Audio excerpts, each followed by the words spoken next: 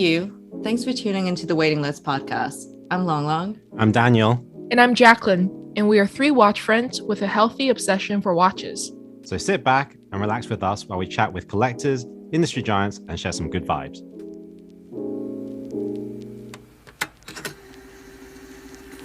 Welcome to the Waiting List podcast, where today it's my pleasure to be joined by a CEO who has, I would say, masterfully captained his ship over the last 5 years at least to bring his brand to the forefront. It is none other than Edouard Meylan from the brand H.Moser. Welcome to the show, Edouard. Thank you for having me. Great. I don't know if many people know this. I certainly didn't until recently, but I get the feeling when I actually spoke to you earlier that you end up talking about it a lot because it sounded like you didn't really like talking about it. But I think it's more known within Switzerland itself. But you actually come from a family very well established within the watch industry, where even your father was the person who headed AP. What was it like growing up in a family like this? It was, I think, people see the glamorous part of, being in the watch industry, which is true, but at the same time, it becomes kind of an obsession. We talk about watches all the time. I mean, when I was a kid, as you said, my father was working in this industry, my uncle, my aunt. So it would always be about watches. And I remember when my wife first came to home, we would have those discussions, and she was really not into this industry. And she was like, is it the only thing you're talking about? Is there anything else in your life but watches? So yes, there's this very passionate side, but it could be annoying for people who are not really part of it. I'm surprised that you didn't open the door and say, get out. She said. I was pretty close. But in that respect, Ed, did you ever feel like you had any other path, any other choice in your direction? Did you get the pressure of continuing the legacy of the watch industry in your family? I didn't. Actually, my father never pushed us in any ways. I studied engineering in Switzerland, and to be honest, I was really interested in medical engineering, robotics, and stuff like that. So I thought I would not join the Swiss watch industry, and I actually tried to move away from the Swiss watch industry, but eventually it catches you back, and I returned to my roots, I think 3 to 5 years after I graduated. And what do you think actually drew you back to the watch industry after you fought so hard to? I take it you fought so hard not to go into it because your whole family was in it. So when you're younger, you kind of don't want to do what your parents do because it's not cool. But what actually drew you back in? It's the product. I love the product. I love working on the technical aspect, but also the design aspect, all those different elements. And as much as I like the technique and the technology in all those different industries, the watch itself and this history behind it. I was an engineer, but I had the dream of being an archaeologist when I was a kid. So I think it's a little bit of the combination of the historical aspect and the product that drew me back to the watch industry in a way. Yeah, please, Jacqueline, go. I also wanted to be an archaeologist. My freshman year until I did one summer at Tibet, and I gave that up. I couldn't do it anymore. So I really applaud that. I remember coming back. Sorry, this is kind of off topic, but it's just when you mention archaeology and you don't really hear people mentioning archaeology every day in your life. And it brought me back to that time when, I was in Tibet, and then we're in Israel first, and then we went to Tibet, and then there was this whole excavation planned out, and I didn't know anything. I took 2 seminars that first year, and then my professor was very kind for me to tag along with him during the summer, and I was just really excited to get down and dirty, literally. And then I remember coming back from home. My mom went to pick me up at the airport. She didn't even recognize me. by her.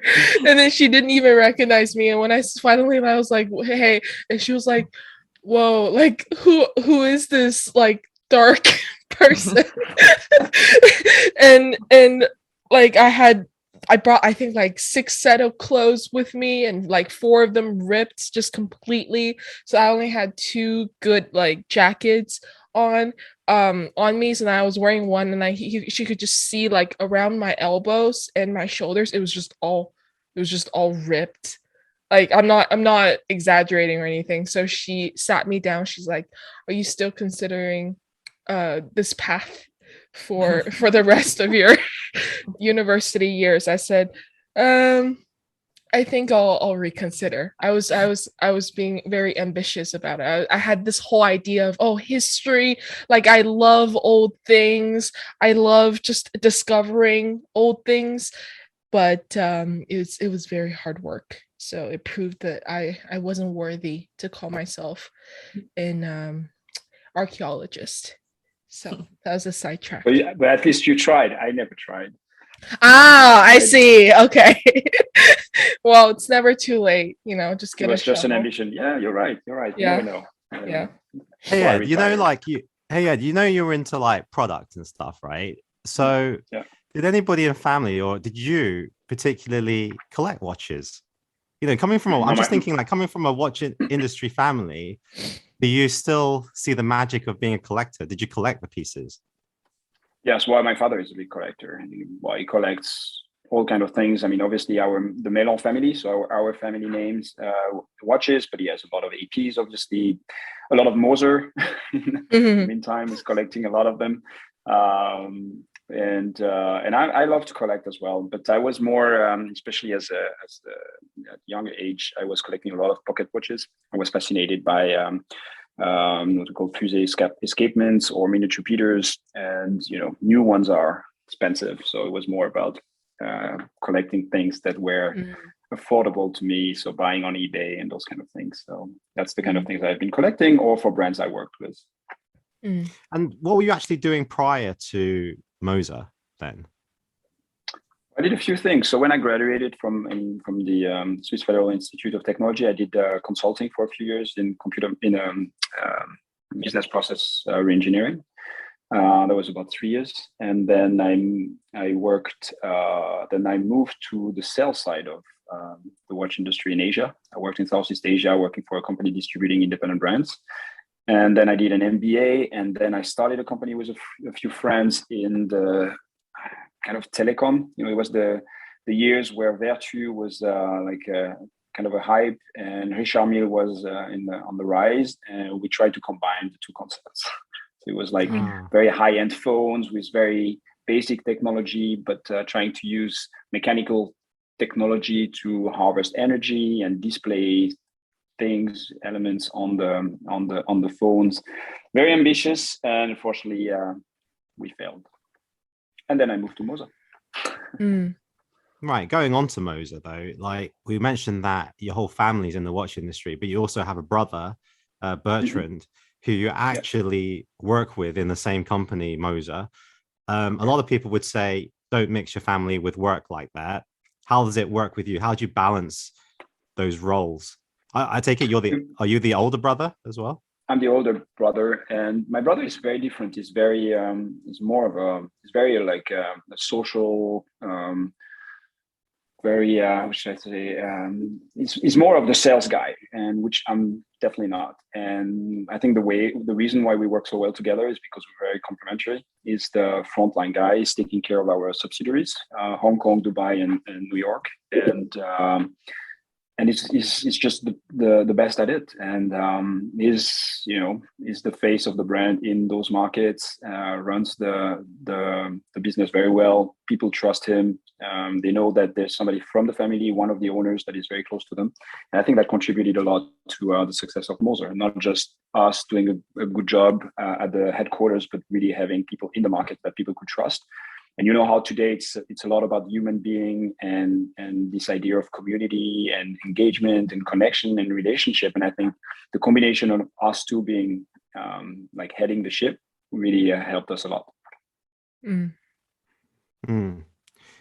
Will you cast your mind back to when you first started, right? We're assuming you're already at Moser, but let's go a little bit before that.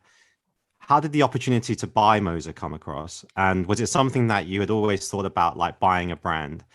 And were there any other brands you were considering? Sorry, that's a lot of questions, but I think you get the idea. Yeah. So my father, as you said, was heading AP for about 20 years, until 2020. 20 years, wow. 8, I think. Yeah, 2008 he retired, but still was at the board. But his frustration during his entire career was it was not his brand, it was not his business. I think he's a very entrepreneurial spirit, but never actually worked entrepreneurially. And I think when we discussed that a few times, we felt like as a family, that's something that we share, and we wanted to do something together. So then came the idea of trying to create a structure to help independent brands. And our first ambition was to have something a little bit like a small, very, very curated group of independent brands that would, bring synergies. Back in 2012, when we acquired Moser, there were a lot of brands struggling. I mean, it was a tough time for independents, and we felt that maybe one of the reasons is that there was no economy of scale. Everybody was working against each other, and we thought maybe we can bring them together. Well, we didn't anticipate that it would be so difficult and so capital intensive, but in 2012, as we were starting to look, a few brands came on our desk, and Moser was not one of them.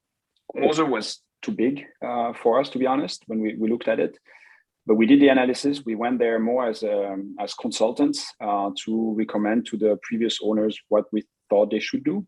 And we were pretty harsh because, I mean, they'd been bleeding money for years. We talking millions and millions and millions.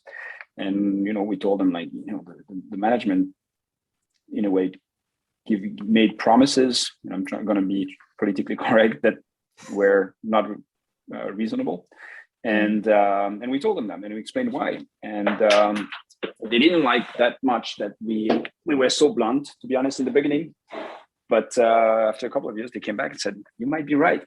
And we had come up with solutions to kind of try to solve the shit. And they said, "Would you be ready to implement it?" And we said, "Sure, but then we want to be part of it." And then there was this negotiation about how to enter into the business. And then we grew to a point where I think at the end of the year, we'll be 100% owners of Moser. Wow. You also own the brand called Hortlands. So how did that come into your portfolio? Hortlands was a brand that I discovered earlier in 2004, the previous owners. And we actually established, my brother was living in Hong Kong working with different brands, and we established a company there to do distribution because that was his business. And Hortlands was a brand that he was distributing. And when they got to struggle, it was much smaller, obviously, than Moser. We decided to invest in that because we were basically distributors. And we acquired Hortlands 6 months before Moser. And as I said in the beginning, the idea was to create synergies, economy of scale between brands. And it was more difficult than we thought. And obviously, because Moser was bigger than we had anticipated, or in terms of investment, we had to focus. And therefore, we didn't build like a huge group of different brands, but rather had those two brands to work with. And Moser grew much faster than Hortlands, to a point where we, as a family, had to put all our resources on one brand because it required to sustain this growth a lot of efforts, and not just financially. It was just so much time consuming that we couldn't do both in parallel. Now it's different. Now we're working very hard on Hortlands, and I think a lot of people will see the results next year. Okay, so would it be fair to say, Hortlands actually had to take a second seat for quite a long time, with perhaps not the attention it needed, because if you had tried to do both, you might have failed at both, and so you needed to choose. Yeah. Well, eventually, when you're running two horses and one really takes off, then you bet on that one. Okay, that's good advice. Right, and what were the immediate changes you made when you got into Moser? When I took over Moser, they were producing a fifth of what we're producing today, but with double the number of people. So unfortunately, it was extremely inefficient. So the first part was probably the most difficult part, but we had to reduce the overhead by a significant amount, and we reduced it by more than 50% the number of people working there, and sold machines, and really tried to stop the bleeding as soon as possible. I mean, it was not completely unsustainable. So that was really the first step, which was the difficult one. Then we started the re-engineering, so looking really at all the developments they had done on the product side, not considering brand positioning, not considering identity and anything, brand awareness, just focusing on what we were producing and saying, how do we make sure that what we're producing makes sense? If you don't create products that you can actually sell and make a margin out of it, then what's the point? When we did the financial analysis after a year, when we implemented analytical accounting and realized that most of the products were loss-making, meaning not that they had a bad margin, they had a negative gross margin on those products, but they didn't know. So there was a lot of work on saying, okay, let's first reduce the costs. Let's make sure that we re-engineer those products. That simple thing. I mean, a watchmaker costs about $100 an hour, a bit more than that. So if you take 90 hours to assemble one movement, which was the case for certain of our movements, that's already more than $9,000 just of people cost. And to price that in a watch is very, very complicated if you still want to make margin. So we worked hard to reduce those assembly time. And actually, the positive effect is not only we could assemble the same products in a third or a fourth of the time eventually after these phases of re-engineering, but the quality was much better. It was much more reliable. The people were much more happy, and suddenly this basis became clean, and then we could really build the brand. So that was I would say the second phase before really moving into brand building. Okay, I also want to ask, right? You're a young guy, well, you look young anyway, and you're coming into this brand Moser, which has got a lot of people, and it's like fat. There's too much like overhead. There's too many people there, but there's a lot of people that probably been there for a long time. And then there's like you coming in, making all these changes. I get, you get rid of some people, and you're never going to see them again, perhaps. But then it kind of does like rock the boat a bit. Everybody's on edge. You've got people. How do you keep everyone on side while doing that? Especially with someone like they probably see as so young and never has led a brand before. And you have to convince them that you have the capability to do it in a short time. But at the same time, you're offloading people. So, how was that like? Well, it was a little bit complicated because obviously I need to convince them, but I need to convince myself as well. That I was not just there because my obviously my father was the owner, or I was the owner, and I needed to prove to people that that was the right choice. And yes, as you said, but it was difficult sometimes to because we had to lay off those people, and because it went so fast, the strategy was not extremely clear and it was not always easy to express it to people and saying this is what we're going to do. So I think the beginning was a little bit complicated, especially 2013, a lot of issues to solve, a lot of things that we didn't anticipate, a lot of people who within the organization would say, we used to do it this way, so why would we change? And I would have to tell them, well, because it obviously didn't work, so we need to adapt. And especially with the older people, it was quite complicated. Quite a lot of them left, to be honest. We didn't have to lay all of them, and sometimes it was hard because for me these were the pillars of the brand, and seeing those people going, but I was like, oh my god, can we continue to do things if they with their knowledge are leaving? And actually every time we found better people, younger, that would I would say be ready to work with us on that vision, and took a little bit of time, I would say a couple of years, until really everybody kind of started pulling in the same direction. But I think the moment it really came together was when we could symbolically bring products that where it really explained to the people internally what we wanted to do with the brand. Moser was known as beautiful traditional product, but in a way kind of dusty and boring. And suddenly we managed to keep the very traditional high value products, but turn them into something sexy. And suddenly the entire team was like very proud to work for the brand.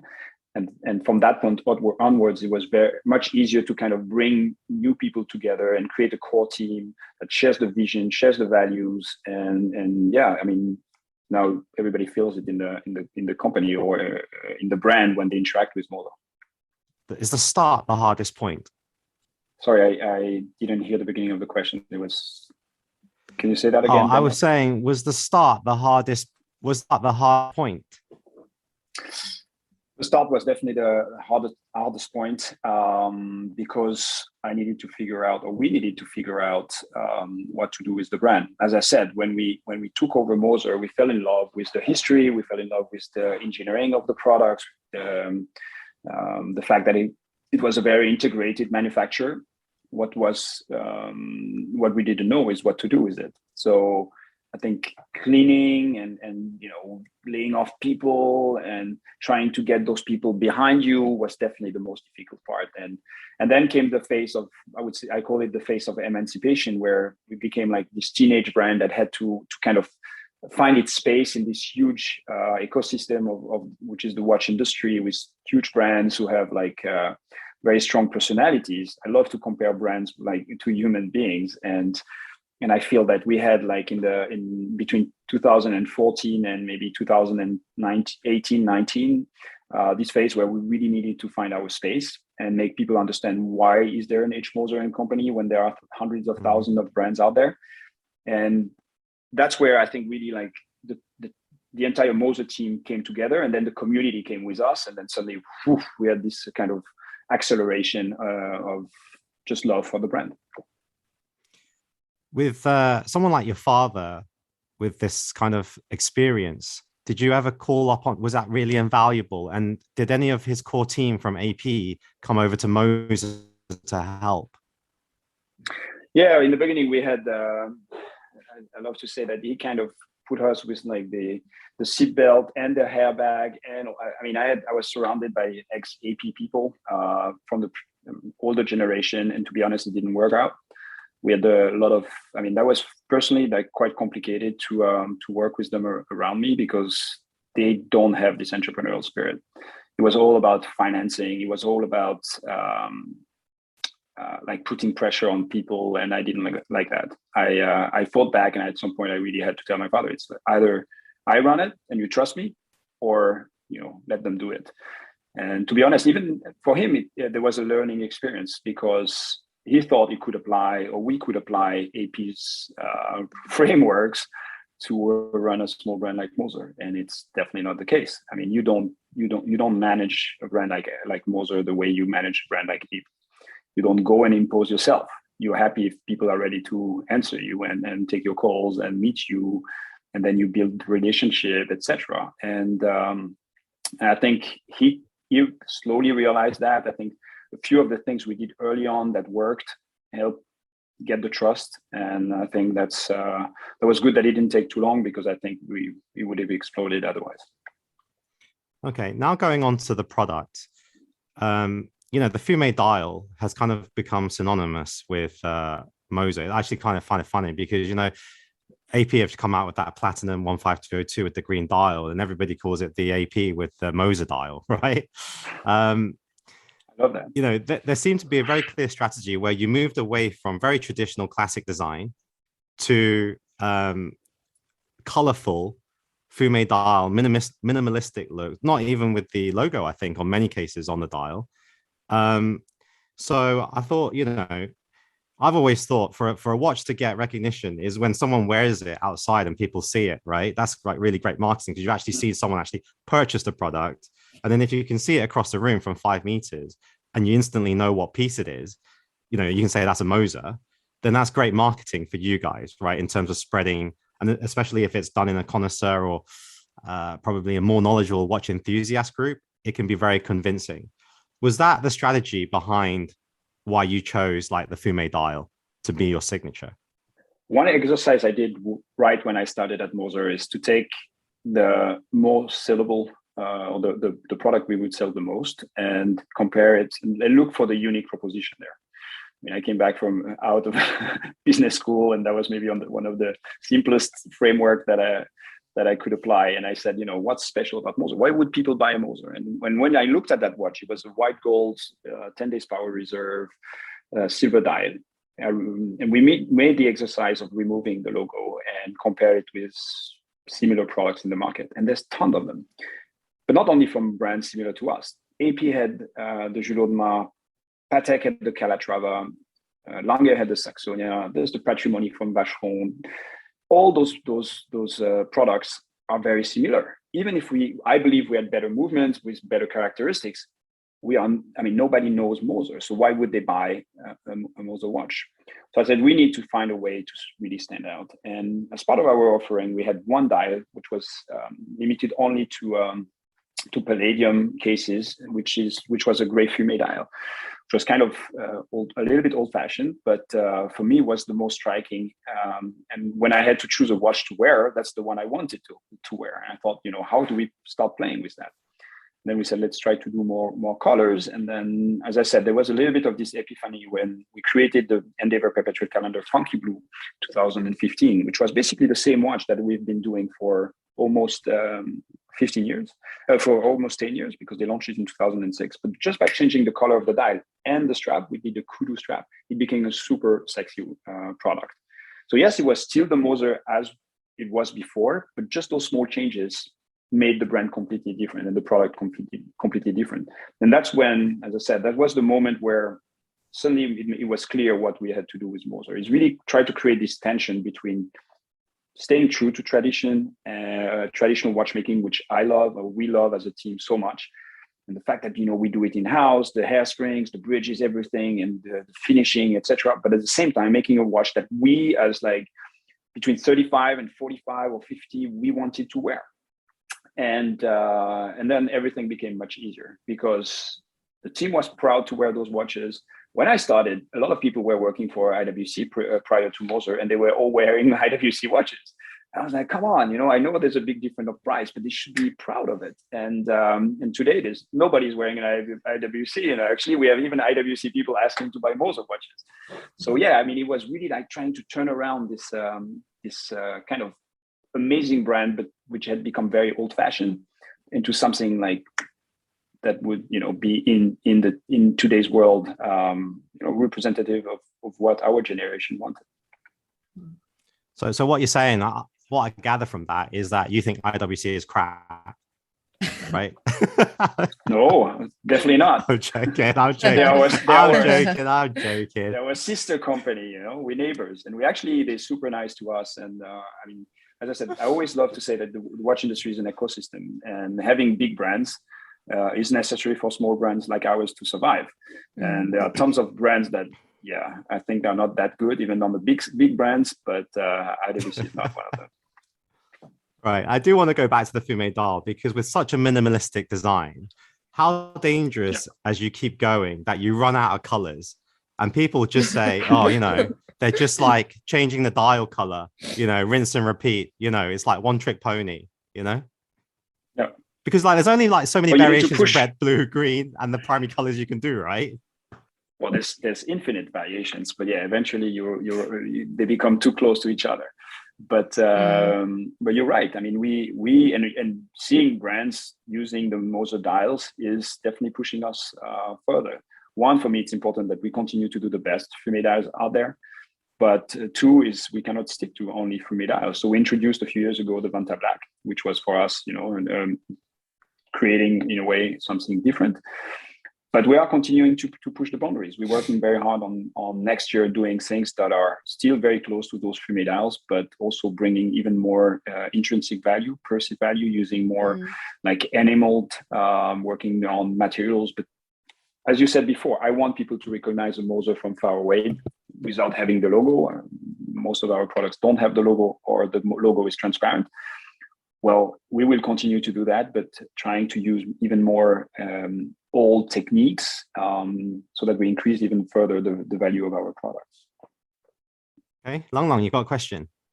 How do you feel about brands like Anne Jourdain that are producing very similar products to some extent, focusing on the dial, but at a lower price range? Do you think it's kind of like a nod to what you guys are doing? What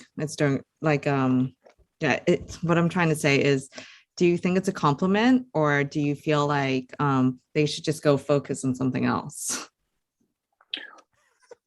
I think the Swiss watch industry, I mean, the watch industry in general is, I mean, we're quite limited in, how far we can do. I mean, we can try new materials, we can do new shapes, but at the end of the day, most of the people do round watches in steel, gold, and with colored or silver or black dial. So to have somebody creating something that is similar, I mean, it's fair enough. And as I said before, I think it pushes us to do better and to explore new things and to stay on our toes. So, I mean, no, I don't see it as a threat, more as a compliment. I think as long as it's done well and it's not people saying, like, I mean, we had people trying to really, like, every time they would do an ad, it would be targeting people from Moser and tagging Moser and stuff like that.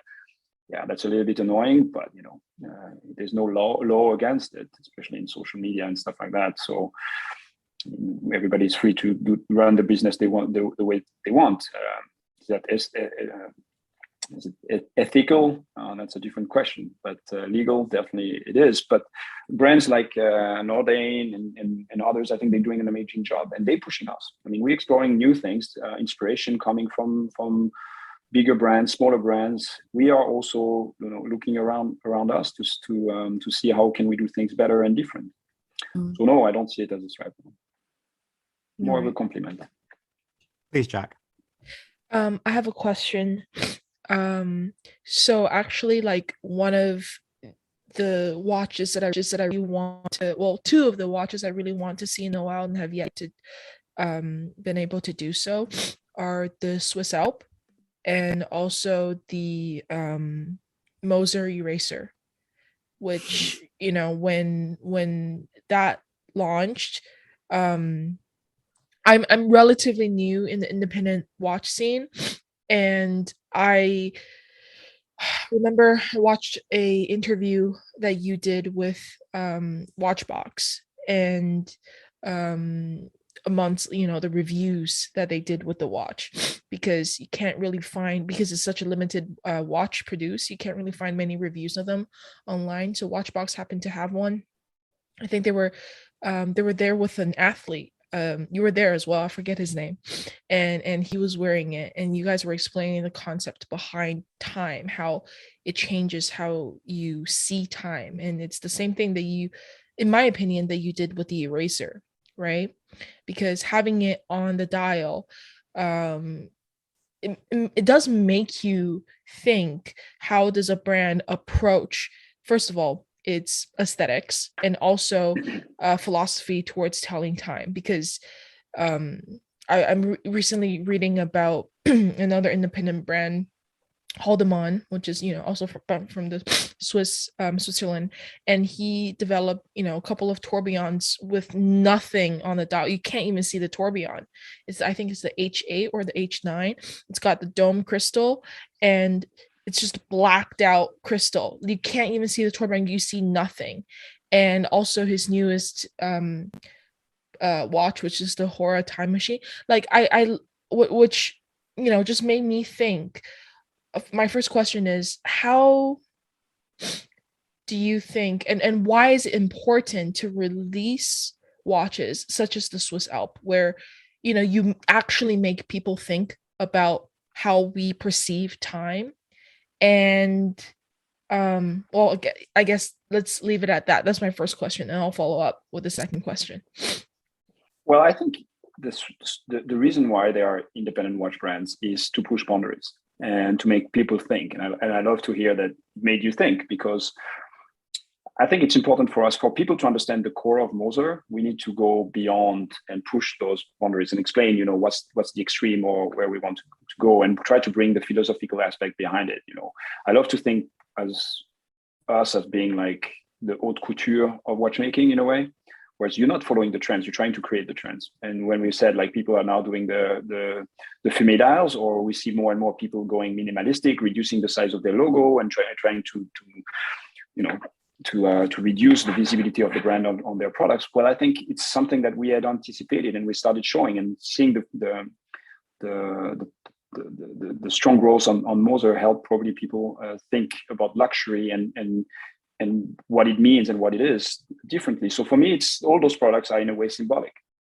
They are there to make a statement. The eraser was really, I mean, I did a keynote during Watches and Wonders earlier this year, which was all about what the philosophy of Moser is. The fact that I want our products to, as we said before, to be recognizable far away, like people who should understand one specific Moser as being part of the entire collection, and what we've done before and what we will do in the future. Like an art piece, a Picasso is not. You don't understand a Picasso because of just one painting. You need to see what he did before and what he has done after. It's part of a process of creation. And I think watches are the same. We have discussions, our taste evolve, our inspirations evolve, and we want to express that. And not just, sometimes you need to express it almost philosophically. And that's when we did watches without hands. Our technical philosophy is to go to the essence of a function. That's the way I try to summarize it every time. So every time we develop a new movement, a new complication, we try to say, okay, what is not necessary? When you have a perpetual calendar, you don't need to know that it's 2021 or 2022. You need to know whether it's a leap year, or next year is going to be a leap year, or is it 2 years from now or 3 years from now. You need to know the months to set up the watch. But at the end of the day, you need to know whether today is the first, the second, the third, whatever. So we try to go to the essence of the function. When we do a miniature repeater, we remove everything. When we do a 3 hands, we got rid even of the indexes because the angles give you the time. And that became our philosophy. And to express that and for people to understand that we're not creating products today. If you want to have the time, you have your phone. We're creating art, we're creating emotion, we're creating passion. And that's the reason why we created watches, a little bit like Haldeman, when we created the miniature repeater without hands. For a miniature repeater is, for me, a watch that sings the time. So you don't need to see the time. As long as you can hear it, then you're getting just the essence of that particular watch. I think a lot of people started to understand Moser when we did those things. Mm. And also such a great way to start a conversation, right? Like exactly. I mean, the fact that we erased we used the eraser was, for me, using an artist and telling him, he was working on vintage watches. I said, if you were to work on Moser, how would you express our philosophy? And it's really our watches is your Canva, express yourself. And he came up with the eraser, and I said, it's perfect, because we're all about the branding and again, signing the watch at the back and not on the front, because I think people should appreciate a Moser because of the intrinsic value, the beauty of the details, about them understanding what we did before and after that particular piece, and not because it says Moser. Mm. Can I ask something about branding? Because your tagline is very rare. When you guys came up with that, did you kind of think, what if 10 years down the line, like production numbers increase, or it's like I know what you mean. right? Yeah. It's like, I thought it was a joke. It's like, I thought it was humorous, because it's not like you guys are, well, it's subjective, isn't it? Very rare. Yeah. But for us, very rare is not about quantity. Okay. And that's what a lot of people didn't understand. For us, very rare is the fact that we are family owned, we family run, we are fully integrated.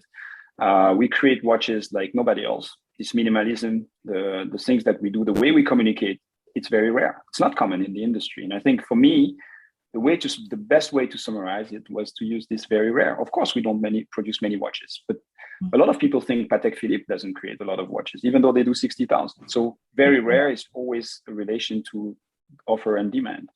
At the moment, Moser is still very, very rare, even if we do 1,500 watches. And if we do a good job, maybe one day we'll do 2,000 watches, and it's still going to be very rare. So for me, at the end of the day, what's important is that we continue to be independent with the family running it, having this kind of free mind, activist type of philosophy and communication art. The fact that we are ready to create a watch where you put an eraser on it, where half of the people will say, "Are you crazy? This is the stupidest thing I've ever seen," and half of the others will say, "This is genius. This is the way it pushes the boundaries and make me think about watchmaking in a different way, and not as a consumer good, as a fast-moving consumer good, but more as art and something that I want to own, because every time I look at it, it gives me a feeling, and maybe I can hand it over to somebody else." Mm-hmm. That's why Moser is very rare. Mm-hmm. That's well said. Yeah. And to follow up on my second question, which is, well, kind of like a question within a question, sorry. The first question is, how did you discover this artist? Because I think we've all been following his page for a little bit, ever since he started his, Instagram page. It's really nice to see what he comes up with. So like, was that an organic, did you just stumble upon his page accidentally and thought about collaborating together? And then my second question is, obviously it's not the first collaboration you've done with an artist or an independent brand. Where do you see the role of collaborations take part of the H.Moser brand, and what's the future of H.Moser collaborations? So starting with the first part of your question about Seconde Seconde, we actually worked where I mentioned before. I worked in a company in Paris doing mechanical mobile phones, and we worked together. He was one of them. We were three partners in the company, and so we stayed in touch. And then when he started this business, I offered him to join us at Basel World. Like he could just come and use our space to present his, because I liked what he did. But he was always about vintage watches. And one day I said, I wish you would do something for Moser. And he was like, okay. So we came up with the idea, and then I loved also his art pieces, and I think our collectors love that as well. So I mean, there's every day now people still asking for these watches, even though they were sold in one day a year ago. So yeah. So we're still friends. We still talk on almost every week, and I'm super happy that it's people start to recognize his art and his knowledge and his kind of irreverent approach to watchmaking sometimes. Mm-hmm. Your second question was about collaborations. I think collaborations is a great way to expand your horizons, not only creatively, but also in the way you work. And we did a few collaborations, as you said. One was MBNF last year, Mm-hmm. where I think beyond the success of the products, for me, it was a great way to, Max and I are very different in the way we run our companies. Obviously also scale has an impact. They do a tenth of what we do in terms of the kind of products, but they are much more expensive than ours. So, but working together on projects in parallel was very, very interesting to learn his ways, and for him to learn my ways. So I think beyond the fact that we are pushing the boundaries in terms of creativity and learning new things, it's also a very interesting personal journey for me. Great. I've got a random question that popped into my head while we were talking about these collections and models, and with AP, because when we think of AP, we think of the Royal Oak, and actually, you actually only think of the Royal Oak because it's such a strong model, right? In a way that it's almost cannibalized that brand. In the way, it might as well be Royal Oak, but then it's a great success as well. In China, Royal Oak is more known than AP itself. So the brand, the Royal Oak, is stronger than the AP brand. Oh, really? Which is crazy in a way. Yeah. When people talk about it, they do actually just say Royal Oak. They don't really say AP. But how careful is that? Is that a good thing? Is that something you would want from Moser, where you are only, you're selling a lot, you're making a lot of money, but then it makes it really difficult to introduce secondary lines in to your brand? When my father was running AP, it was already a big frustration for them. They always tried, I think AP, Royal Oak was like 60%, the year after 65%, and eventually like 85% of the business, even though they were promoting the Millenaries, launching other products, trying to get away from it, trying to balance a little bit. But it's a dream of any brand to have like an iconic product like the Royal Oak. For us at Moser, we try, today the Streamliner is definitely the collection that is growing the fastest, where there's the highest demand and the longest waiting list. But we are trying to balance that. We have 4 pillars. We have the Heritage, the Pioneer, and the Endeavor, and the Streamliner. And for me, these are very complementary collections. One is about our heritage, where we get inspired from our antique watches and showing that we're not a brand from the 21st century. Then we have the sport everyday watch like the Pioneer, and then we have the very classic, elegant, where Moser started actually, which is the Endeavor. So for me, it's important to keep the 4. So when we do innovation, we try to really balance it every year across the 4 collections, because yes, it's great if the Streamliner can become an iconic product for Moser, but I think it's great if we can have those 4 very interesting collections, because as for AP, I think it's important to be able to express those different facets of the brand. You've try mentioned carefully to cater. You've mentioned the streamliner, right? And it's kind of like an inevitable thing where a watch brand eventually produces a stainless steel sports watch to the model, mainly because it fits a lot of people's lifestyle these days. How Yeah. how difficult was it to come up with an original design where nobody is saying, "Oh, that's a rip-off of a Nautilus, that's a rip-off of a Royal Oak," which, quite frankly, most brands fall into. A lot of brands, I'm not going to say which brands, but they always say, "Oh, that's a rip-off of that brand, that's a rip-off of that brand." Yeah, but they're always referring back to the Royal Oak and the Nautilus. How long did it take for you to get that design? Quite a long time, to be honest. But I think the longest time was to find the key. When I started, they already had the vision of creating an integrated steel bracelet watch, and my predecessor I had drawings from the previous team, but they all looked very similar to our brand next to us in Schaffhausen. And to be honest, I felt like we cannot do 3-4 times more expensive product that look like them. I mean, it's a very strong and brand, so there's no way we can sell that. So then it took me many years and many iterations and working with different designers to find the key of what I wanted, which was something that would be, as you said, different from the standards that we have in this industry, which are the Nautilus, the Royal Oak, the Overseas, and those kind of products. And I think with the Streamliner, we managed that. It was a big risk, but I think the process of going through different phases in emancipating the brand and taking risks showed us that every time we did something that was a little bit different from what the others were doing, that's when we had the most success. When we removed the Swiss made on our label on our watches, when we removed the logo, that's when people slowly understood Moser, and we realized that if you put a watch that is similar to the others on the same tray, people will 99% of the time buy the well-known brand.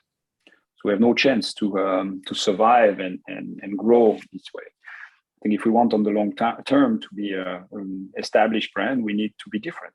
And we took those risks, following our taste, trying to stay in line with the codes of Moser about minimalism, functionality, etc. And then it all came together. And to be honest, a lot of people who were the hardcore early stage Moser lovers, they didn't understand it when we launched it. It really brought a new audience to Moser. But in the meantime, now it's been 2 years since we launched it. Most of the old hardcore Moser fans have come back and saying it's growing on me, and have ordered one in the meantime. But even for me, I mean, when after so many years working on the watch, the first time exactly 2 years ago, when I had the first final product in my hands and on my wrist, I looked at it like, it's your first child, and you don't know if you. I mean, you're discovering it, and you don't know if you love it or not. And it took a little bit of a processing to really acquire those codes that we had created, even for us. Even though we had gone through the different drawings and 3D printing and first prototypes, etc., it still took us as a team time for that. Long, please. Actually, it's a two-part question. But first, I want to say I saw the Streamliner with the green dial recently, and I can't even describe. It's just so beautiful, the color, and then you bring it under the sun and different angles and everything. So I was really like, whoa! And I haven't had this feeling about watches for a long time. So well done. Okay, so first part of the question. Do you mind sharing what is the percentage of customers who are male versus female? We don't track. We don't sell much directly. Only 10% of the production we sell on our e-commerce. But what we know more or less from the market, it's about 80-20, 80 male, 20 female. Okay. And the second part of my question, I never really thought about this until I saw the Streamliner recently, because actually when you wear it, it is very big, for a girl, right? Yeah. So then I was thinking, do you guys have plans to maybe expand the female market, or do you want to just focus on producing good products, and then just whoever fits into the product line and whoever wants to wear your product would just gravitate towards it, instead of deliberately trying to create something to fit a market or a niche or a space in the market. Yeah, the second is the answer. We try to do things again that are kind of the things we like. But one thing that maybe will attract more, maybe would change a little bit these proportions, is that we are also trying to make slightly smaller movements, and therefore maybe build the watch around the movement. So at the moment we're limited because we have a large power reserve, large movements, and therefore we cannot go below 38, and even sometimes 38, depending on which movement we play with, will be too thick if we want to be in 120 meter water resistance. So for example, on the streamliner right now at 40, we are the smallest we can do without breaking what I believe is like the golden number of proportions. But we are working on smaller movements. So in the future, I think we will have smaller watches, and therefore we will have probably a proportion more ladies buying our watches. But it's difficult for me to say we're designing watches for ladies. I don't think that's the way to address. I want the brand to stay consistent, and to be honest, I have a lot of respect on creating a line of products for ladies, and I don't have in my environment people who I feel have the feeling for it. I mean, if you want to create something that would be unique, but at the same time Moser, I have no clue how to do it. So until we find the right people to work with, then we won't do that, but we might adapt the sizes. You can find Long Long and Jacqueline. No, but honestly, I like really appreciate you answering like that, because this is the first time, like I'm sure Jacqueline, you agree that we've gotten an answer where you're like, yes, I respect you for admitting that. Yeah, coming clean. Just like you just don't have the people around you to get it right yet. So you're just working on it instead of just producing a product because you're like, there's a market out there and I need to just push out a product for them. So yeah, I would rather Moser not have something yet that like me or Jacqueline want to buy, and then it will come one day. Yeah, I would rather wait. Yeah.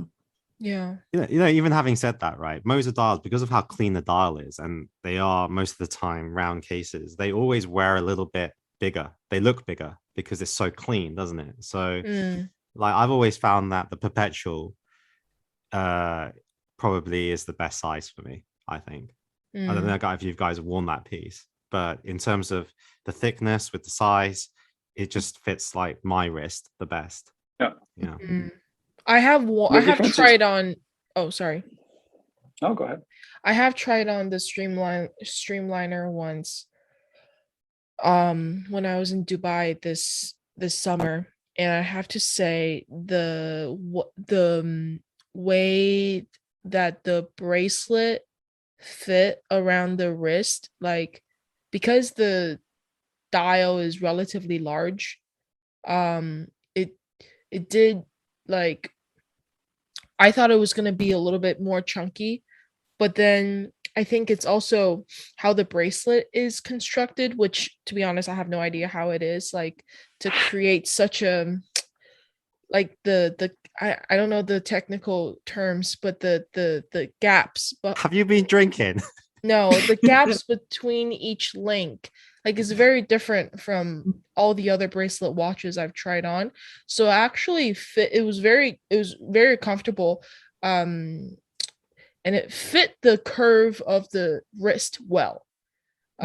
So which is actually, I think, quite difficult to achieve on a bracelet watch most of the time. So, but to be honest, the reason the streamliner wears smaller than it actually is because there's no lugs on the case. So it's a 40 millimeter. They actually wear smaller for the center second, and for the chrono and the perpetual, it's 42. But it also wears smaller. And then the bracelet, as I said, for me, I have also a rather small wrist, and I like to wear all the watches, and therefore the design of this bracelet was very important to me.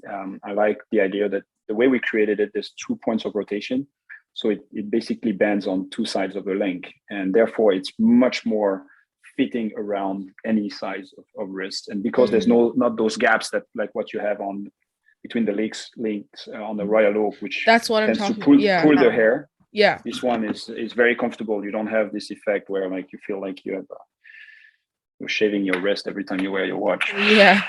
Which for us men can be really uncomfortable. Yeah. I see. I've got a lot of hair here. Yeah. Yeah.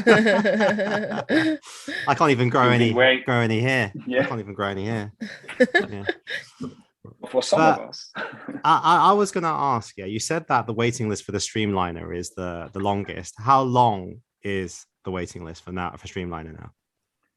So this at the moment we don't take orders, and we asked our retailers not to take orders because they were taking deposits. And since we cannot give a date because it was 2023, we said like let's slow down, let's figure it out. I mean, there's this hockey stick acceleration now for 2 years on our collections, and we need to be able to answer and tell people when they're gonna get the watches. So it's not like we are increasing tremendously the production.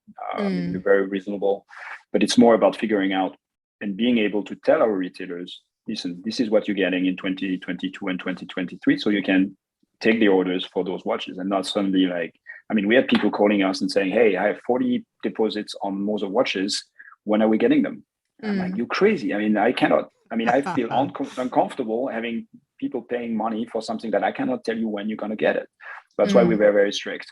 So it's difficult to give a timing. What's for sure is I think middle of next year we will start taking orders again, and there's going to be also evolutions of the watches. You've seen, for example, we've moved now away from our traditional applied logo to a transparent applied logo, and that's something you will see in the Streamliner collection appear as well. So there's going to be a transition to I would say a version 1 to a version 2. Of the products that we have in production now, meaning the green dragon, the Streamliner green, and the chrono, because both of them have the old, I would say not old, but the traditional logo, and will be moved to a transparent logo eventually, but keeping the same color. Okay, so you're going to start taking orders like maybe next year, but I want to see how honest you are with this question. How much are you actually going to manufacture a waiting list? So you're going to like fulfill the demand to an extent, but you actually want to maintain a waiting list of like 2-3 years to increase desirability deliberately. I mean, so you could actually manufacture more, but you don't. I can't manufacture more. What I could do is just produce Streamliner. That's true. That I would fill in the more of the demand, and I could do 1,500 Streamliners. Do I want to do that? No. I think the brand lives because of the different pillars and the expressions of the creativity through, and you never know. I mean, trends can change. So for me, it's important to have it quite balanced. Next year, Streamliner is going to become 31% of our offer. I mean, we launched it 2 years ago. It's a lot, and but still, we won't be able to fulfill the demand. Of course, we could do more. For me, it's important that we keep a reasonable lead time between the time people order it and get it. I don't think it's fair for people to wait 2, 3, 4, 5 years when you're a Moser. So I would like to have something, I would say 1 year would probably be a good timing, where people shouldn't wait longer than 1 year to get their watch. But it's difficult to assess because it's changing every day. I mean, I didn't anticipate this demand. And to be honest, we are very integrated, but we don't produce everything. Today, if I want to produce more bracelets, and I increase my order, it takes minimum 8 months before I get them. So when you have an acceleration like this one, by the time I react, by the time I get all the different parts, the market has changed. How much risk am I ready to take? So if I suddenly push too much to fill in the demand, and suddenly it slows down, there's a crisis somehow, you never know. I mean, maybe it's a bubble, and it slows down, then I end up with all these things that I cannot sell. That's going to kill my brand. So I'd rather, be a little bit conservative and make sure that we keep this buffer that allows us to take the hit in case it slows down, but keeping the people not too frustrated. It's a difficult formula to manage. But one thing that I don't want is to have like this very artificial kind of creating waiting list because it's cool to have a waiting list and be able to say you have a waiting list. Because otherwise, I just stop producing it and say, there's a 10 years waiting list for a Streamliner. I mean, what's the point of that? We're a small brand. We want to make people like our products, and for that, you need the right people to have them on the list. Yeah, just before Long comes in with a question, I just wonder, as CEO of brands, do you ever get together and say, I've got a waiting list. Do you have a waiting list? How long is yours? 2 years. How long is yours? 5 years. Like, is it something that you wear with a badge on your jumper? I've got a waiting list. Are you in the waiting list club? Yeah. I mean, we don't gather to talk about that, but there's definitely. Oh, come on! You must have talked about that green dial. Ego. Oh, but I mean, it is a constant discussion. Everybody is comparing, and I mean, it's a big ego industry. So yes, indirectly we are. Yeah. We are comparing the size of our waiting list. Okay, Long, please. Sorry. But that's not the most important thing. I think the most important thing for brands is really the long-term aspect of creating a sustainable brand with true value. And I think customers are very educated and recognize that. So what you're saying, it's not all about length of the waiting list. No, it's not about. Right, Long, please. I just want to know, because in Hong Kong, they're taking a lot of deposits, like some of the brands. So what are they doing with the deposits? They take your money and then they pay the workers, and then what are the workers doing, like in the factory? A lot of I mean, I don't know. I mean, if you're referring to brands taking that directly in the boutiques, but retailers, we get paid once we deliver the watches. So even if the retailers take a deposit, and we sell most of our watches through retailers, the money is with the retailers, it's not with us. So it doesn't help us. It helps the retailers pay their inventory and their rent and their people. But for us, we get the payment once we deliver the watches. So for me, it's more about, how do we train watchmakers, prepare, and that's not about finance at the moment. It's more about finding the right people and giving us the time to train them, to get them to the right level of knowledge, so that whatever their output is of the quality that we expect from them all. And that's difficult at the moment, to find the right people. Yeah. In Shanghai, some of my friends, right, they put a deposit down for the Omega Snoopy 3. So, a lot of people put that down. And now the retailer have asked them, say, can we give you the money back? Right? Can we refund you the deposit? Right? And my friend's like, well, if you refund me the deposit, then you're never going to get me the watch. So he's like, no, I'm not taking the deposit back. You keep the deposit, because he thinks but then the retailer can't tell him when he's going to get the watch. So it's like such a bad customer experience, Yeah, it's very frustrating. I mean, I was in Paris yesterday, and there were quite a lot of people. We had a small gathering with one of our retailers, and a lot of people obviously wanted to know, can I put my name on the list? And I mean, frankly, I don't find it fair, but I think there's always this list of people who are interested, and once the list is reopened and the retailers know, I mean, whatever they're getting next year is already sold, right? They have deposits for that. So beyond that, we ask them not to commit yet, but they can still gather data and have the people with the numbers and say, listen, there's going to be in 2023, we're going to get those watches. Are you interested? And then you kind of roll over. But again, for me, it's important that we can tell them something. Otherwise, you just put money there, and then you never know what's going to happen. And some brands even eventually decide to stop the collection, and then you've been waiting 5 years. Your ranking, you're getting at the top of the list, and then boom, the watch is gone. That's the worst experience. Yeah. Talking about waiting lists and talking about, inevitably the waiting list, the longer it is, actually does make the watch generally, in most cases, carry a premium on the secondary market. How important is that for a brand like Moser? Do you keep a track on the secondary price, and what kind of price are you aiming for? You're looking at 2x, 3x, ideally 1.5x, and how do you keep track of the secondary market? Well, we're very pragmatic. We just look at Chrono 24, what's being offered there, and we make the average, and we might monitor it on a weekly basis, but we get the statistics once a month. Actually, my brother is in charge, and we look per collection, per model, see what is being offered, track also the fakes or the people who are promoting something without having the watch, because that basically promotes people flipping their watches. So we try to avoid that, which is quite new to us, but we try to be really proactive. And what is the right position? I don't know. I think what's definitely not the position we want to be is having a product that you buy as a Moser, which has been, an independent brand for many years, or maybe pretty much all the brands. You would buy the product and then get out of the store. And if you don't like it and try to resell it, you get 50% of the value. That's not fair. That means, what is the real value of that product? Is it the price you paid or the price you could resell it? but to me, it's the price you can resell it. So for me, it's important that we try to get as much as possible in line between the price people are paying for it and the price they would get if they were to resell it. Now, if there's a premium, of course, it's better than the opposite. But I think a 2x, 3x, 4x, 5x is basically linked to what we discussed before. It's the length of the waiting list and how much are people are craving for that particular model. So I like to believe that there's a possibility of finding a balance between the two. And at Moser, definitely, I think if we are between a 1 and 2, we're pretty healthy.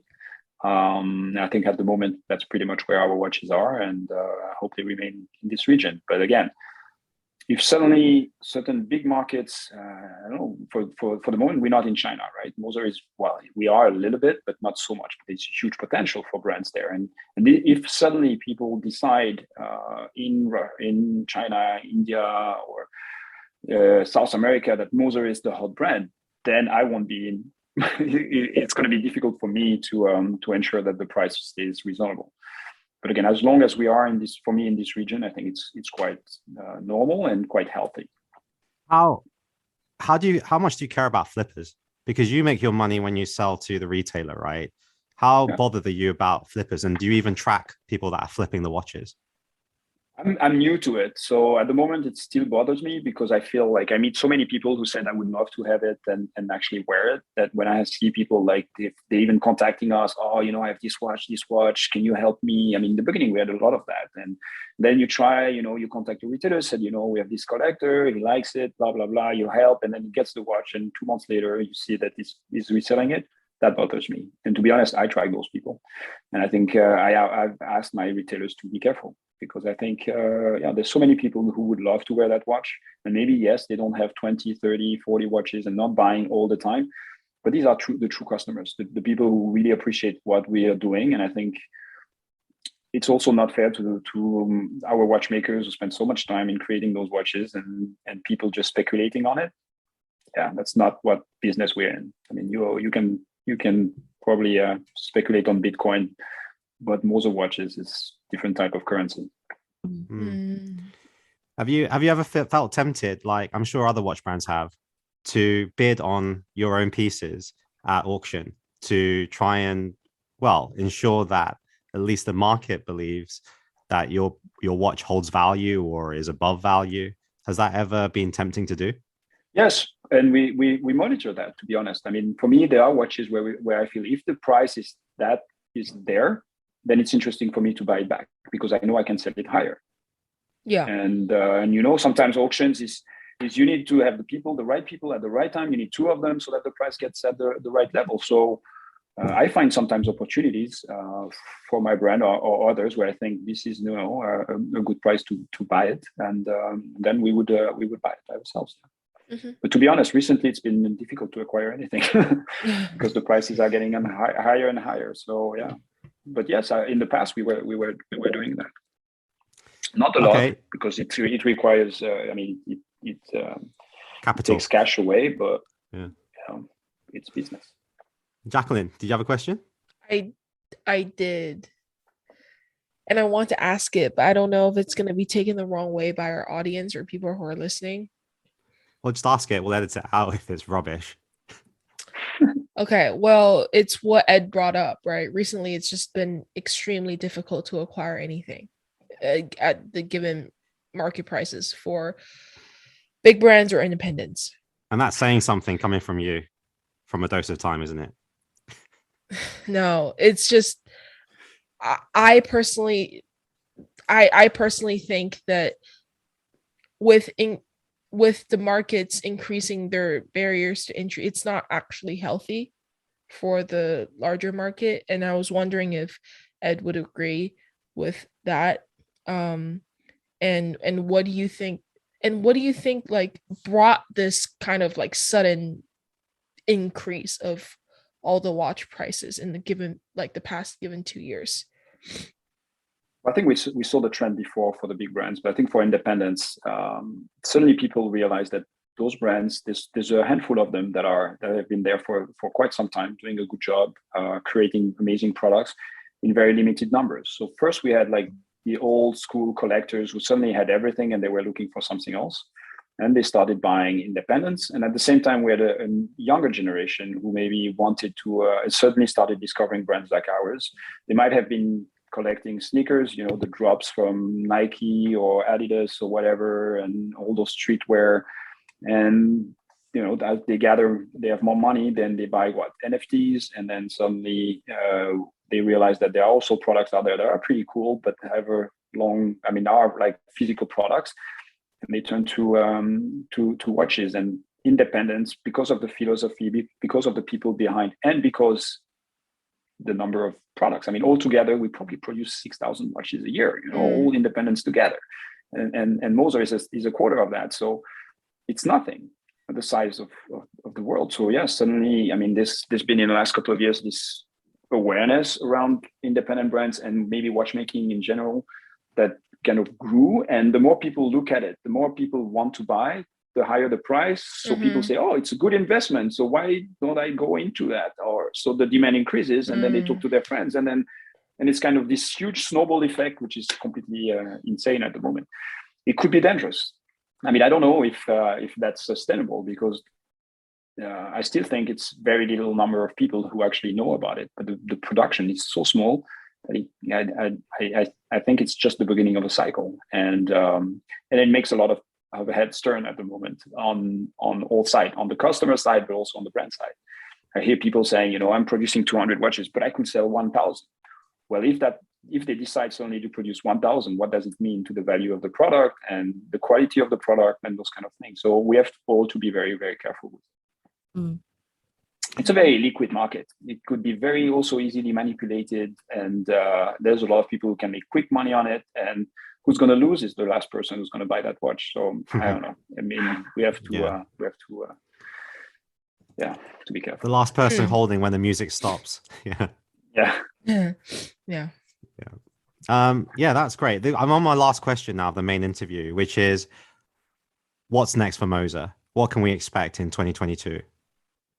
Well, we continue the same way as we did in the past. As I said earlier in the interview or in the discussion, for me, it's bringing more and more value in the way we do things, in terms of finishing, in terms of materials, exploring new materials, exploring new finishing, new craftsmanship, continue to increase the intrinsic value of our products. There's going to be new movements next year. We're exploring skeletons. We are going to explore, as I said, new materials. I think there's going to be quite a lot of surprises. We have a lot of things in the pipeline. So at the moment, we're trying to probably reduce the number of launches for next year, because we just cannot cope already with what we are supposed to deliver. So it's a bit frustrating when you have super cool things that you want to launch, but you have to postpone them because you just don't have the capacity. But at the same time, it's good, because that means we can see for the next 3 years what we're going to do. And it's super exciting. A lot of, yesterday I presented to our retailers in Paris some of the novelties, and we do that now. It's the period where we show the collections for 2022, and we've done that for some of our Asian partners, Middle East, etc. And they're all super excited. So I think there are some good stuff in the pipeline. Well, thank you very much, Edouard. I hope we didn't put you through the mill too much with those questions, but now you kind of can flip the tables on us, and you can ask us 3 questions in the reverso round. So what do you have up your sleeve? Come on, hit us up. Hit us up. I want to use your brains, if that's okay. So one thing for me that is, we started selling Moser on our e-commerce platform 18 months ago. It's been a huge success, to a point where we now limit 10% of our production. But I think there's a long way to go into integrating this new kind of channel into our industry and doing better in terms of experience, etc. So I'm going to ask you, what do you think is the future of e-commerce for the Swiss watch industry? It's interesting, because I had this conversation with Jack literally less than a week ago, I think a couple of weeks ago. And she has quite a presence on some of the social media sites in China. I wouldn't say it's a huge presence, but enough to be convincing. And the amount of people that, in China, that I think are e-commerce, maybe even more e-commerce mature than in the West, where they're so transactional, where there's a whole generation is probably, or not even just one generation, 2 generations now, have had the experience of essentially buying most of their stuff online. Buying offline is a lot rarer than buying online.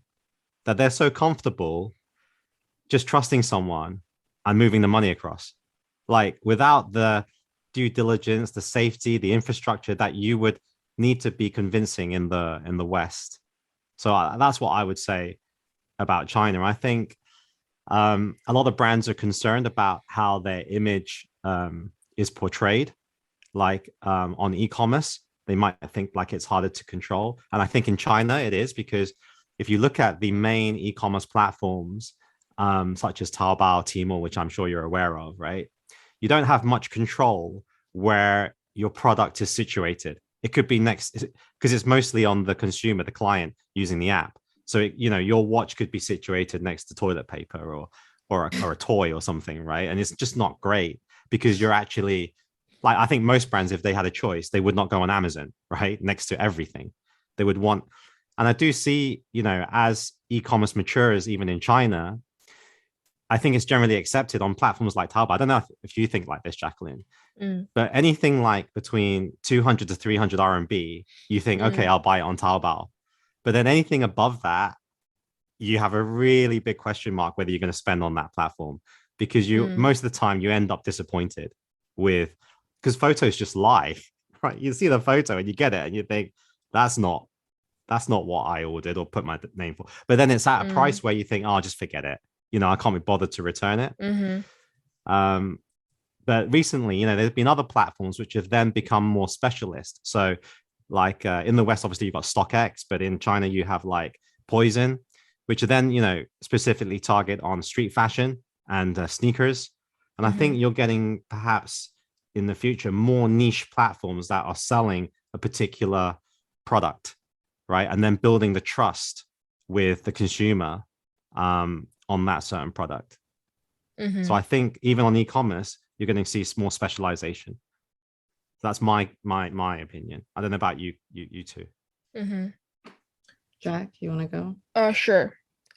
So I completely agree with just how transactional the Chinese market is, which is something that kind of surprised me, because I mean, what Dan was talking about is there's this platform in China where, I really like sharing photography sometimes, and I just created an account and I just post whatever I post on Instagram on that account, on that platform. And the number of messages that I receive asking me about pricing or availability or how to purchase, even though I stated very clearly in my bio, after a certain time, I just couldn't take it anymore. I was like, please stop asking. And people still ask. And it's made me rethink just how transactional the younger generation is, and are solely dependent on e-commerce and social media, which I believe there's a huge market potential there for independence or whatnot. So that's that. The second is I think the future of e-commerce in terms of Swiss independent watch brand.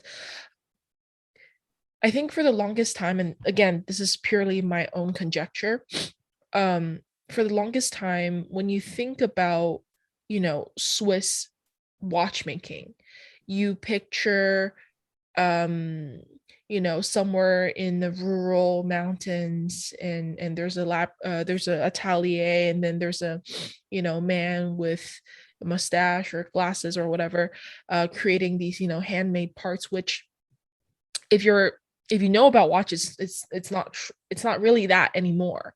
Most things aren't really like handmade anymore, right? So I think which is another reason why, to be honest, I also think it's more approachable to the younger generation, that independent watches are more approachable, because people are trying to learn about this art that has been with us for hundreds of years. But it's been interesting to see how the art of watchmaking has kind of evolved within recent times.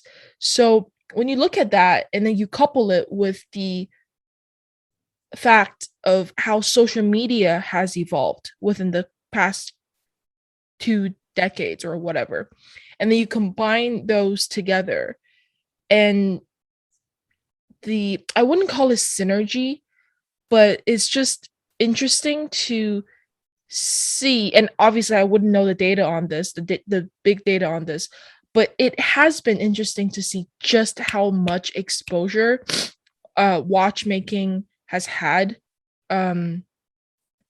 Just how much exposure social media has helped watchmaking to achieve, in my opinion, in what I have seen over the past 2 years or so.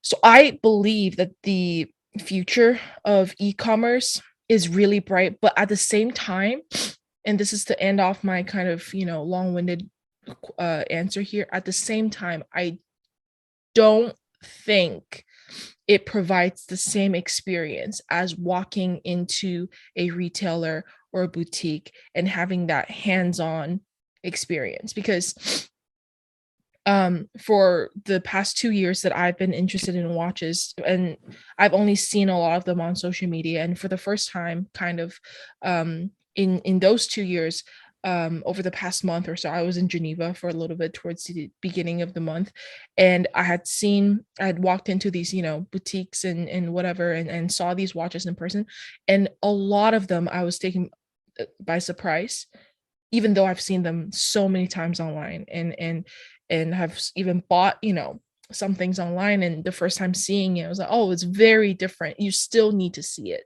So it would be interesting to see how the two can come together in the future, where social media can play a part of being that exposure outlet for Swiss brands, but at the same time, see how it's possible to retain that old school, you have to come to see me, you have to hold me in your hand to get that feeling, the weight and the heft before you learn more about the brand or even place an order. So that's my approach. And I think that's coming from someone who's really used to buying things online. And I mean, I'm sure Long Long can relate to this as well. When you buy clothing, it's very fair to say, okay, I bought it online, it doesn't fit, okay, I'll return it.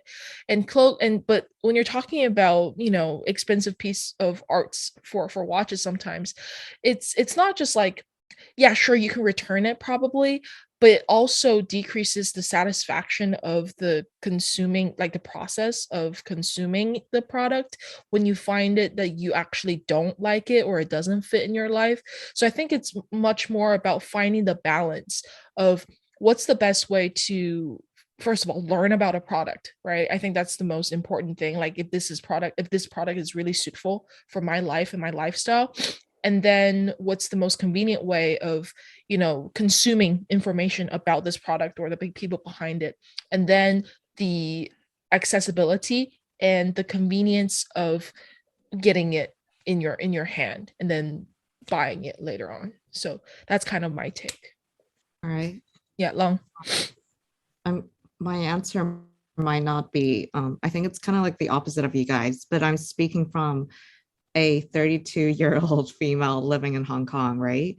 So for me, there's 2 points. One is, let's just specifically talk about Moser. I think Moser is one of those brands, from a watch collector's perspective, you're kind of like, it's one of those brands where you're like, it's, if you know kind of brand. It's not like a Rolex or I want to be seen with this brand. I actually kind of like the fact that it's one of those things like you walk in and only a few people have it, and then you spot someone with it and you're like, oh, it's high quality, like, kind of thing. And okay, so that's the first point. So I find it more appealing that if I couldn't buy it online, I actually find that more appealing.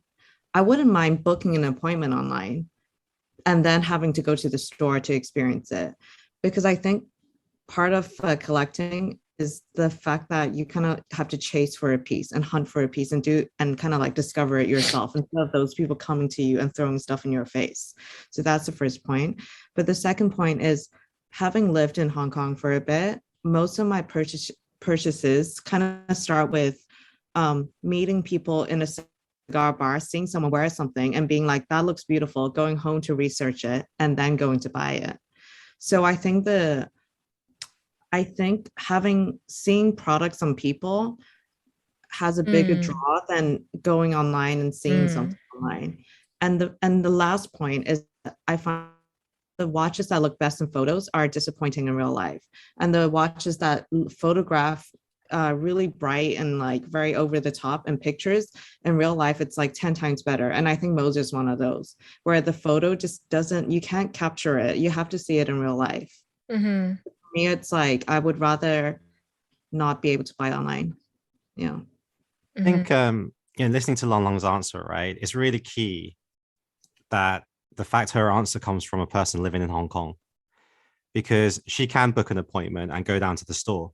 But if you talk about China, we've got such provinces and you're not in Beijing or Shanghai, you can't really do that. And so I think e-commerce offers like a convenience factor. And I think the key parts are, let's say I wasn't in Shanghai and I still want to see the piece, but then I can't actually physically go. I think you need a very faithful presentation of it on whichever platform you have. But I also think is really key is the service you receive on that platform. So in terms of the buying and then also the returning, I think people that order online appreciate they don't get the full offline experience, but they need to know that if anything goes wrong, I get the full service and I can get it back and it's not too much of a headache. Because that's what we talk about, especially even when we buy on all the platforms is, if you buy on these Taobao platforms, most of the time the seller just tries to make sure you keep the product. They don't want you to return the product. And sometimes, they send you a new product and say, just keep the old product. Yeah. Because they can't be bothered to deal with it. So it doesn't really do that great for your whole brand so I think, mass market platforms like that are for mass market products. I agree. Right. What's your second question? My second question is about a very in the moment topic. It's about blockchain, which is something that, kind of everybody is talking about. The Swiss watch industry, we're always late on all those kind of things. So we've been looking at it. I've been studying it and trying to see, and I want to get your perspective on it. Is what do you think is the true? Where do you think there's the true value for the Swiss watch ecosystem, meaning customer or brand, with the blockchain? The old aspect from cryptocurrencies. I mean, we sold recently a miniature beater for 6.5 bitcoins, but also the whole aspect of NFT and certification, etc., etc. So, would love to have your perspective on that. So Moser actually takes crypto as payment. That was through one of our partners, but we are working on allowing it on our platform. Yes. I think it's great. I think that just shows that you're like evolving with the market and stuff, right? And I kind of just always like that Moser doesn't like take themselves too seriously. Like you understand, like, yes, I make great products. Like this is a very old industry, but I'm like, I can still think. I'm still human. There's emotions. I can change my mind. I can change the rules and stuff like that. I appreciate that. Instead of being just so square and like we only accept X amount, like certain types of payment. So I think it's important to show that you're growing with time.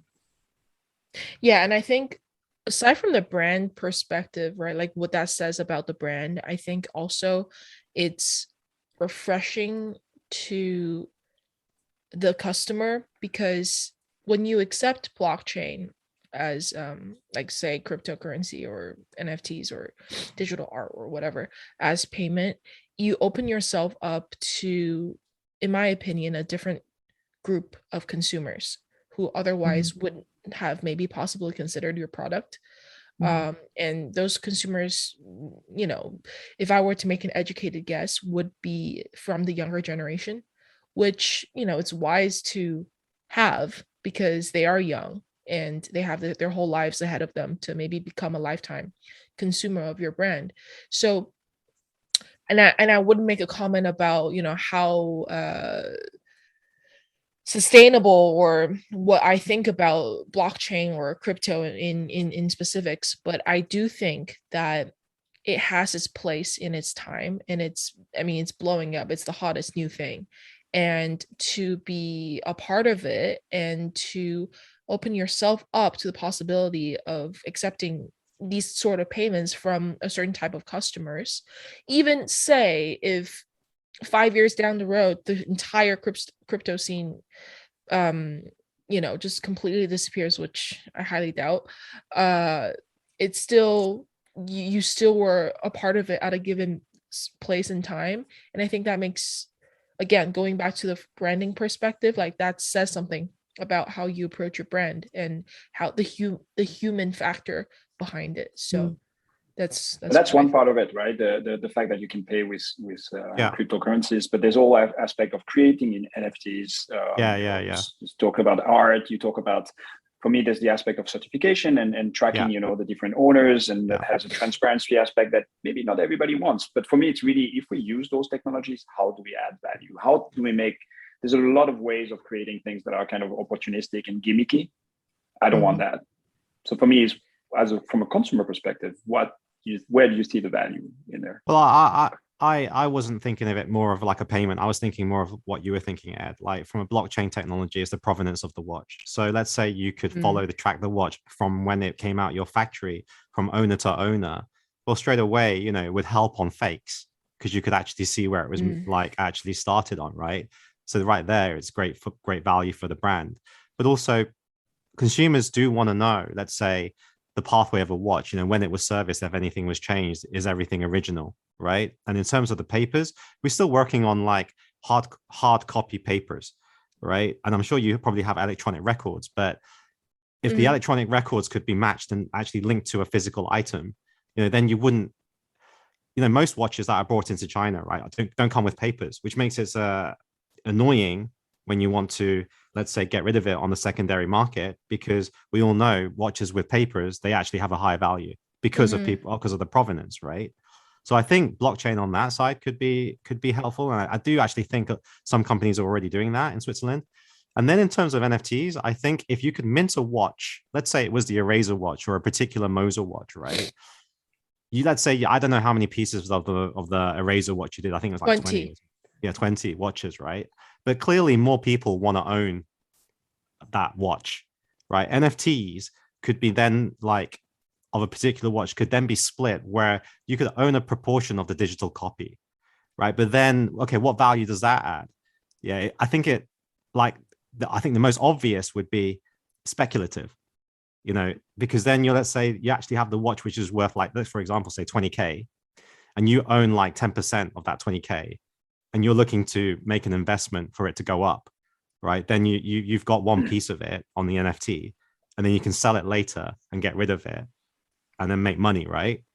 But it's like a gamble on your side as well, because if the brand is strong, you've already done half of the marketing, half of the desirability of that NFT, right?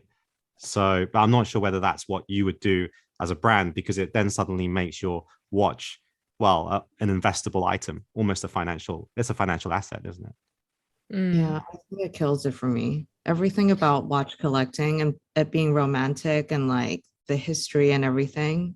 And then the moment people say like investment value, everything, it just kills it. Like I just can't, like, I'm just like, okay, I'm done with this brand. Yeah, I mean, like if we talk about Patek Philippe as being like a blue chip stock, right? Especially pieces now, we said we're very expensive, going for $500,000, $24.99 is going over $1 million, right? Realistically, me and you are never going to own one, right? Then maybe we would want to own a piece of it. Yeah, some people would, right? And a digital copy. And then from an investor side, you think, yeah, do you know what? Because they always go up, right? So but then is that what you want to do as a watch brand? Probably not, right? Recently having gone to God, I hope they don't listen to this, Watchbox, right, in Hong Kong. Just the fact that they have now, I think, retrained their staff to use words like investment value, portfolio, instead of like what do you do on the weekend, like trying to understand your lifestyle. That alone has changed my perspective on like Watchbox as a company and how they sell things. And then that has killed it for me. Yeah, I remember we had this conversation when I called out when I called up Watchbox to inquire, and the sales pitch was, and obviously like they don't know that they're talking to someone who, you know a little bit about watches or know a lot about watches or know nothing. And the way that I was sales pitched was, we consider this an amazing investment opportunity, or amazing, portfolio option with a huge upside. And I just felt like I was back in school, like I was taking a class. I was like, okay, trying to analyze like stock options, which just killed it for me, to be honest. I understand it's a huge part of the business now, because with all this new blood coming into the market, and obviously like everyone wants to be smart with their finances, so you have to think about the money that you're putting in, acquiring these pieces. But just stating it so blatantly obvious, and there's something about it that doesn't that I don't prefer. So yeah. The interesting, Ed, maybe the actual thing will be taken out of your hands, because let's say a platform comes up and they actually mint watches, right? So the actual digital copy actually lies with them, and then they actually do make it an asset. It will definitely impact your brand from an investability and then a desirability aspect. And then I think as a brand, you'll have to respond in some way. Well, Right. that's what Watch Certificate is doing, right? Like, I think they're like a startup in Europe somewhere, and they're working with certain brands and even auction houses to distribute watch certificates. Basically, like, how like when you buy something on StockX, they give you a little QR code, so you scan it, and then it brings you to like this page, and it says, okay, your sneaker is authenticized, or your this piece of item of clothing or art. So this is basically doing the same thing for watches, and that isn't related to any brands, I think, but more so like the distributor or third party platforms. Yeah. Yeah. Anyway, let's move this on to the last and final question of the reverser round, Ed. Last question is more about independence, and obviously we talked at length about it. But from your perspective, are we into a hype or a long-term trend when we see like this uprise of independent demand for independent watch brands? I want to say long-term, because I'm a hopeless romantic. But no, I think, yeah, I actually answered part of this question in one of the last podcasts. But I think you mentioned that why independents are getting hyped up or interest in it has increased earlier on in the podcast. I would agree with that aspect as well. But something that I would say is, a lot of the pieces from the big four brands, which are highly investable, which is RM, Rolex, Patek, and AP, you just can't get them anymore. Like new blood coming into the game, forget it. And even VIPs that have bought watches, they still can't get it. So if they still want to continue on their watch journey, and they want to go on a high quality watch journey, as in watches of high quality, then they can only go on to the independents, right? And I think 5-6 years of watches trading at a premium, people getting sick and tired of waiting like 3 years, 4 years with no even guarantee that they're going to get a watch. I think maybe they've reached their end of the tether, coupled with the factors that you mentioned earlier on in the podcast about being locked down and having more time to research, new blood coming in, has made this interest in independence strong. And I think once you've got that, you've lit the fire and you have that core group which are interested, it's very hard to then say, oh, forget what you've read, forget what you bought, forget what you know about independence, which it was before, because you already have that core influential group knowing it. And I think that will then influence the rest of the market. I mean, even on the auctions, you're seeing some independence which is going through the roof, in the recent auctions. That's my answer. Okay, I can go next. To be frank, I don't know. I have thought about that question. I've also discussed it with independent brands, and out of the few that I have discussed this topic with, they think, so from what I've heard, right, like some people aren't very optimistic as what Dan said, and some people are very optimistic. So to be honest, I don't know. It'd be hard to judge, but what I could say is I absolutely agree with Dan, because there comes to a point where But again, we have to remind ourselves that we are living in a special time now where travel is restrained. And what it used to be was like, you can travel to different places to purchase watches, but now you can't really do that. You're more catered towards local offerings and your local customers. I mean, I was talking to some collectors in China, and they have, long story short, they have this whole, I don't know how to say in English, but it's like an agency where, brands can also come to them to learn about the market or whatever, be it the first hand market or the second hand market. And this guy was saying, because also the prices in China have been increasing so steadily and so quickly over the past couple of years, that he said, it's because of travel. People can't really get watches in to the market, so you're kind of forced to buy within your demographics, and with the limited production run, it's spiked the prices. So I would imagine it's the same thing other places, amongst the other places in the world. However, again, that's like mass market. If we're talking about purely independence, personally, I can't say. But what I can say is I agree with Dan. There comes to a point where you cannot no longer, you can't buy certain pieces that just not available to you anymore, or else the wait list is 5-10 years, which is the case with some models within some of the brands. So that's what has forced me kind of to learn about independence, and I'm very happy to say that during my visit in Geneva, I was able to visit some manufacturers in the near proximity, and I was very happy to see what they're doing, and it makes me believe in their products even more. So, I mean, from a collector's perspective, I'm very interested to see where these brands go, because there will be some new offerings. It seems like that a lot of brands are putting out new stuff next year, so it'd be really cool to see from not a collector's perspective. So I guess like someone that's out of the picture, it would be interesting to see how the market develops. But I'll say one last thing, and we've also talked about this, and Ed, you touched on it earlier in the podcast, is given the recent news of how brands are being how the shares of brands are being acquired by larger companies or private individuals or whatnot, that is something I'm unsure about. Because on one hand, you think, okay, it's promising that collectors or business people are looking into investing into these independent brands, of bringing back something because they see a potential there. Okay, that sounds promising. What I'm unsure about is the level of not manipulation, like level of what's the word?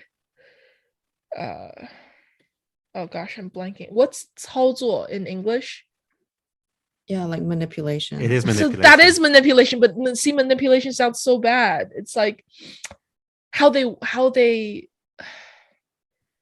plan to approach, yeah, the steps that they plan to approach, or the things they have under their sleeves.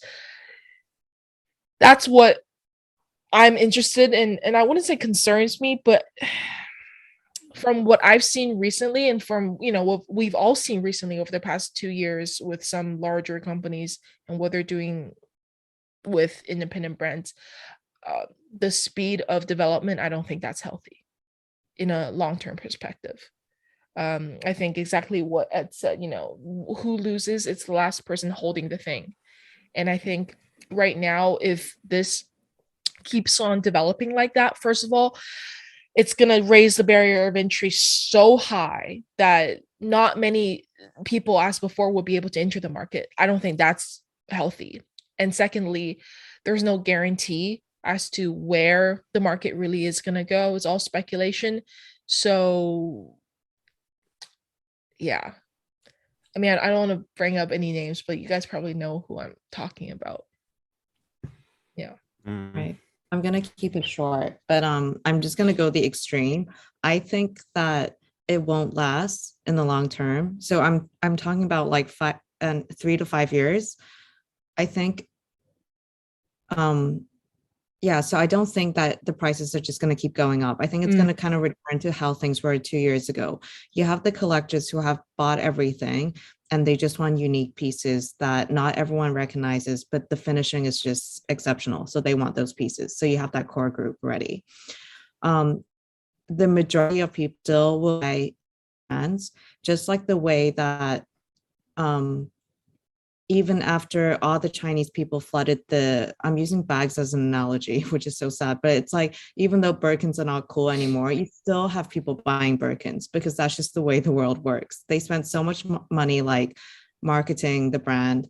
There's this prestige. People still want to put their money where there's value, right? Or they think holds value. So I think brands like Rolex, PP, even AP now, right? You still have like the majority of the world is still going to be chasing those brands. And that's it. And then I think a lot of people, because we're forgetting that when you can't buy the big brands, you can still buy vintage, right? So then, yeah, so there's still going to be a younger generation of people that say, hey, I'm going to skip the independents and just go, well, even Jacqueline, like you, straight away into vintage. Yeah. So I don't see how independent brands, like the prices would just keep going up. So I think it will just, after a while, it'll just stabilize. Or if not, it'll just go back to the way things were like 3 years ago. Yeah. We're talking about the secondary market, right? Yeah, secondary. Yeah. Well, yeah, I think Ed was referring more to the interest rather than the prices, right? But but likewise, it might be correlated, right? Yeah, they are. It might be correlated. Yeah, correlated. Yeah, but I think interest the same. Like, I think it takes so long to educate the market to buy things that no one recognizes. I mean, it's the same with like cars, fashion, everything, right? So, but it's true that vintage, there's a big pocket of products, but it's also very limited eventually. Right. Yeah. Right. Okay, that completes the reverso round. Wow, that was one. And then let's go around this interview up with pump pusher questions. So on the final round now, Ed, a couple of questions. Well, more than a couple. Right, quick ones. What watches do you own aside from Moser? I have quite a lot. I have a few APs, obviously. Since my father worked there, I have a few old pocket watches from Meylan and a few brands that I worked with. I worked with Graham. I worked with Maurice Lacroix. So I have quite a wide range of products. Okay. Number two, one annoying thing about Bertrand, aside from the fact you have to crane your neck to talk to him because he's so tall. He's better at me at football. So when I was a kid, I would always have to punch him, to get him or to get a little bit of an advantage when we were playing in the field in front of the house. Right. And he's 10 centimeters taller than me, so eventually I couldn't do it anymore. Right. Number three, a habit that you have that is annoying to people. Probably in the office, I'm very Cartesian and I love symmetry. So like if I go in a room, I like the chairs to be aligned and stuff like that. And they're all laughing at me sometimes. It's kind of a talk. That's actually a bit like me. When I go to a boardroom meeting, right, and I see the chairs, I have to put the chairs in before I can start. Yeah. Like I have to put the chairs in. Yeah. Right. Number four, if you could change any part of your body, what would it be? My hair. Your hair. But not only because they're falling, but they're going in all directions, and I have those kind of things going like this and this in the middle. Probably touched my hair 100 times during this interview, these discussions. Sorry. Number five, your own personal favorite Moser and why? It's probably the toughest. I still love to go back to the Endeavor Perpetual Calendar Funky Blue because that's the watch that give me the tick. But there's tons of watches. I'm wearing the Green Dragon right now and I love it. I have tons of things I love. But it's the watch that, to be honest, when I look back, is I think that moment when suddenly it came together. Good. Right, next one. One endemic problem within the watch industry that you see and wish you could sort out with a wave of a magic wand. Too much ego. I think we discussed that before. I think we should be much more working together as an industry and building and being creative and constructive rather than fighting each other and who has the longest waiting list. Right. What's the task you hate the most as CEO? Well, like for many people, it's when you have to let somebody go and talk. That's not pleasant, but sometimes you have to do it. Right. And what's the task you enjoy the most? Product development. Okay.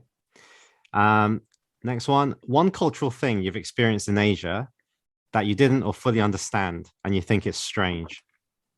I think feng shui is something that, when I lived in Southeast Asia and when I travel, understanding, how things like, the shape of a building, the way you arrange a room, the reason why you would put fish or water or even coins under the carpet, all those kind of things where, something that in the beginning I thought I didn't really understand. And it was really interesting to have colleagues explain it to me and see how important it was, even for business.